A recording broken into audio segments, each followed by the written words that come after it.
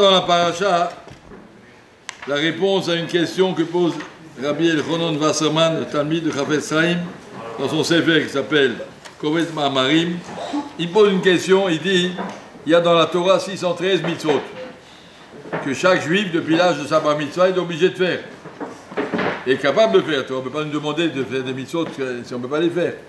C'est-à-dire que n'importe quel enfant de 13 ans doit pouvoir faire la mitzvah qui s'appelle Emouna. La première mitzvah de 613, le Anochi Hashem Elokecha Asher Otzetira. Le premier 10 commandements, c'est quoi cette mitzvah?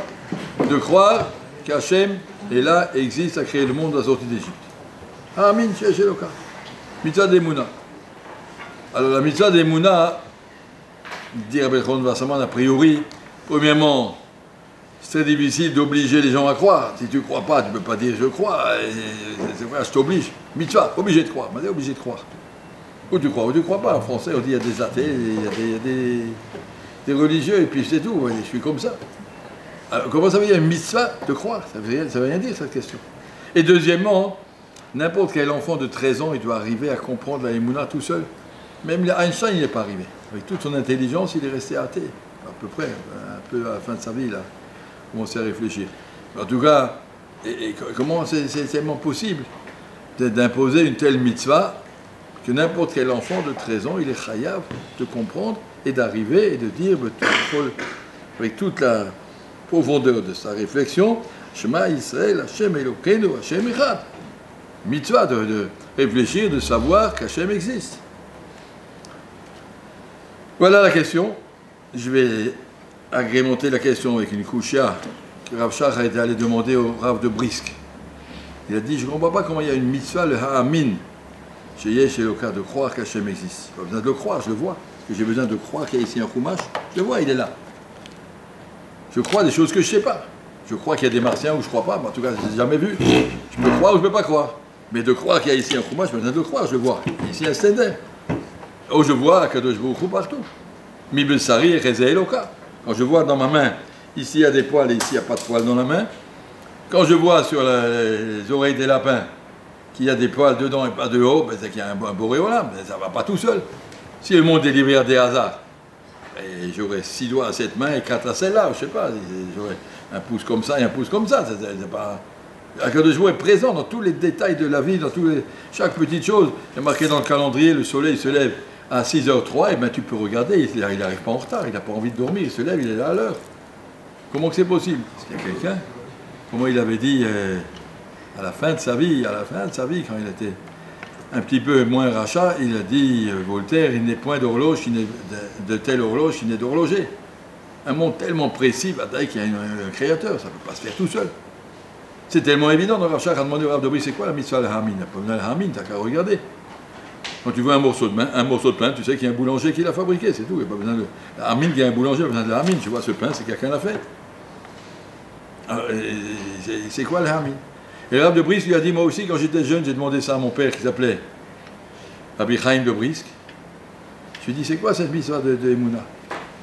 Rabbi Chaim de Brisk a dit que son père, le Beth Alevi, lui avait déjà expliqué. Ça veut dire, les tzadikim, pour eux, la Emouna, c'est quelque chose d'incompréhensible. C'est évident, c'est une évidence. Et le Rav de Chaim de Brisk a dit que son père, le Beth Alevi, lui avait déjà expliqué que la Emouna, c'est de croire qu'Hachem est beaucoup plus grand que ce que nous on croit, que ce que nous on comprend. Moi, je comprends un cadeau jusque-là, mais je suis mamine qui est. Je ne peux pas comprendre l'infini. Hachem est infini, ça, je ne peux pas comprendre l'infini.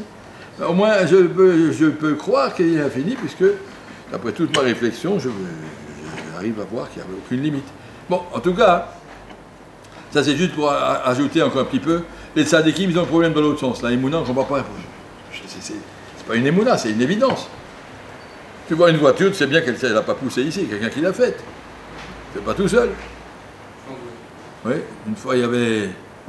On raconte ça, je sais pas, on raconte ça sur beaucoup de gens. Et il était dans un magasin à Mea Shearim, à Yerushalayim, et le vendeur n'était pas là. Il attendait que le vendeur arrive au magasin depuis ouvert. Le vendeur n'était pas là. Et puis un bonhomme sans kippa qui arrive, il dit, le vendeur n'est pas là. Le Rav lui dit, non, c'est un magasin qui il n'y a pas de vendeur. Quoi qu'il n'y a pas de vendeur? Non, tu n'as jamais entendu parler du Big Bang? Il y a eu une explosion chimique à l'usine d'Haïfa, les atomes sont accrochés l'un dans l'autre, ça fait des pullovers qui se sont rangés là-dedans, ça s'est fait tout seul. Et alors tu peux te prendre, c'est gratuit, c'est à personne. Je lui ai dit, mais quoi, tu me prends pour un idiot? Il a dit, mais c'est ce que vous répétez toute la journée, le monde entier, il s'est fait tout seul, comme ça, voilà, il y a eu un accident, des atomes sont accrochés, ça a sorti des gens. Évidemment qu'il y a un créateur. Est-ce que tu es bête? C'est évident qu'il y a un créateur. Tu vois une création, il y a un créateur. Ça s'est pas fait tout seul, rien qui peut se faire tout seul. Donc, comme les pullovers, ils avaient sûrement quelqu'un qui les a mis là-bas, et qu'il y a un vendeur qui ne va pas tarder à venir, là aussi, le Boré Olam, il est là. Il y a pas... Donc, la question qui se pose, c'est quoi la mitzvah de croire? Comment on peut obliger quelqu'un à croire? Et comment, c'est tellement difficile à réfléchir, comment tu peux dire qu'un enfant de 13 ans y arrive? Et Rav Elron Wasserman dit la réponse, c'est marqué dans la paracha de Shoftim. Au début de la paracha, c'est marqué Lotikar Shochad. Qui a Shochad et Averene Chachamim, Bisalev livré de Sadikim. Si quelqu'un n'est pas objectif, il n'arrivera pas à voir la vérité. Si dans un procès, je vais voir un juge, et je lui dis, monsieur le juge, cette montre est à moi ou à lui? Et comme le juge, il a envie que ce soit à lui parce que lui, il va lui donner la moitié, ou je ne sais pas quoi, alors le juge n'est plus objectif, il n'arrivera plus à voir la vérité. Même s'il est chachamim, ça dit des chachamim, un juge chacham. Mais le shochad, la corruption, l'intérêt, t'empêche de voir la vérité. Alors il dit, Rabbi Elchanan Wasserman, les gens qui recherchent le émet, il faut qu'ils soient sans shochad. Je mets de côté tous mes intérêts, je ne veux pas savoir ce qui m'intéresse ou non, je réfléchis objectivement, est-ce qu'Hachem existe ou non? Ça, n'importe quel enfant de 13 ans, il peut y arriver. Tu vois un roumache, ben tu sais qu'il y a un imprimeur, il n'a pas poussé tout seul ici. C'est quelqu'un qui l'a posé, quelqu'un qui l'a fait. Seulement celui qui a des tavot, je n'ai pas envie qu'il y ait un créateur, ça m'embête, parce qu'il y a un créateur, je lui dois quelque chose. Moi j'ai envie de m'amuser, j'ai envie de faire toutes les avérotes, laissez-moi tranquille, tu préfères pas savoir. Alors, si tu as du shochad, effectivement tu n'arriveras pas à la vérité. Pour arriver à la vérité, il faut mettre de côté toutes les bêtises, toutes les tavot du monde, je ne m'occupe pas de moi, si je veux être riche, si je veux être... Tout ça, mettre tout ça de côté, réfléchis vraiment, le monde a un créateur. Eh bien, n'importe quel enfant de 13 ans va arriver à cette conclusion. Abraham Avinu à 3 ans tout seul, il est arrivé, il a dit, ben oui, c'est pas possible, ça se fait pas tout seul. Il y a un Boré Olam, point final. La Emouna, elle doit être quelque chose d'évident. La Emouna doit être quelque chose de clair. On ne peut pas rester avec une Emouna floue, des brouillards, ouais, sans doute, j'en sais rien, mais enfin, sûrement, il vaut mieux pas prendre de risque, comme ça, il a dit. Comment il s'appelait celui-là? J'ai oublié un vilain, Pascal, je crois, Pascal, à l'époque de Louis XIV. Il avait dit, on ne sait pas si l'Emouna c'est vrai ou non, mais prends pas de risque, ça va te coucher trop cher. C'est des bêtises, c'est pas ça qu'on parle. L'Emouna, c'est quelque chose de clair, le Boré Olam est devant nous, on lui parle, chaque fois que je prends une pomme, Baruch Ata, tu es là, Baruch Ata Hashem, c'est toi qui as fait cette pomme, elle n'a pas poussé tout seul. Et chaque fois je m'adresse à lui, 100 fois par jour, Baruch Ata, dans la Hamida et dans les Brachot, et dans la Shariat, ça ne va pas tout seul. C'est tellement extraordinaire la prière d'Akadosh Baruch Hu qu'on doit avoir la main d'Hachem partout. Mais à condition, encore une fois, qu'on n'ait pas de shochad. Enlève tous tes a priori et dis, si Hachem existe, ben je dois lui obéir. Et il ne m'a pas créé pour rien, il avait une raison pour qu'il a créé le monde. Et comme ça, tu arriveras à la Emouna.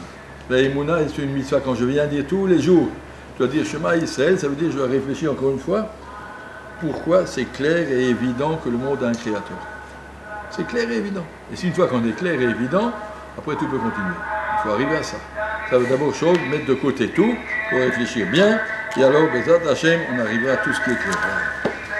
Je signale entre nous, ça fait 3 jours qu'on est là, on se connaît comme si on